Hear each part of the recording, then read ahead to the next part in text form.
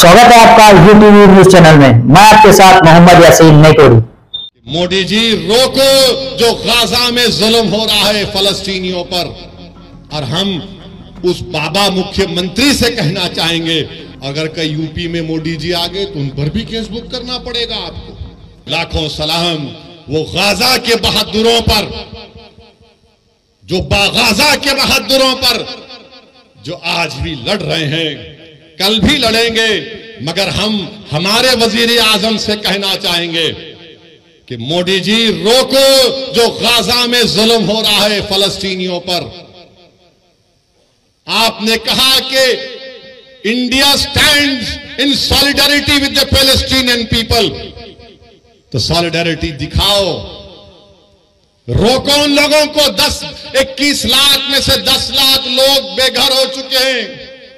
वो शैतान नेतन्याहू जालिम है, वॉर क्रिमिनल है, वो जो ढकेल रहा है फलस्तीनियों को, ढकेल रहा है कि घरों को बर्बाद, 6000 बम गिराए गए।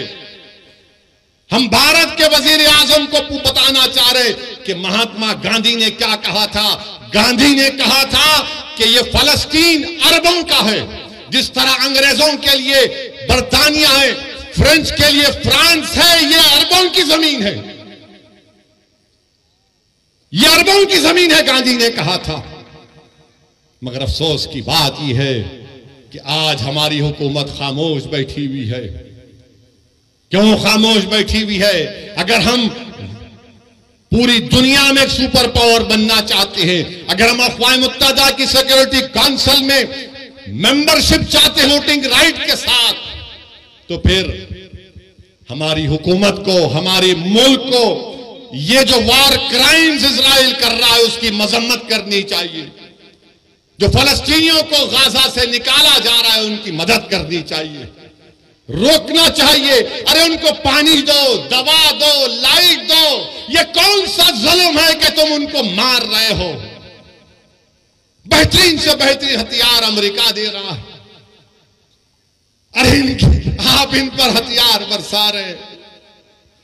मेरे अजीज दोस्तों और बुजुर्गों, अभी हमारे मुल्क के चीफ मिनिस्टर ने कह दिया, क्या कहा उन्होंने कि अगर कोई फलस्तीन का नाम लेगा तो उसको बुक कर दो।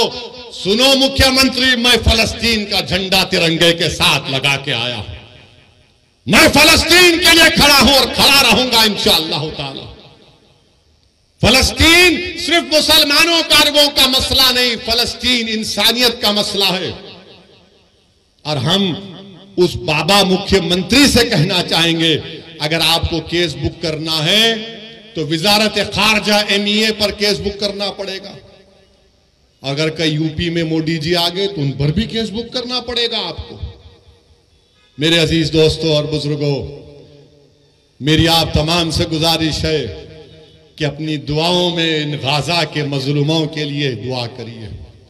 हम इस मुबारक शब में अल्लाह से दुआ करते हैं कि अल्लाह तुझे तेरे हबीब मोहम्मद मुस्तफ़ा सल्लल्लाहु अलैहि वसल्लम का वास्ता, तो इन गाजा के लोगों की हिफाजत फरमा दे।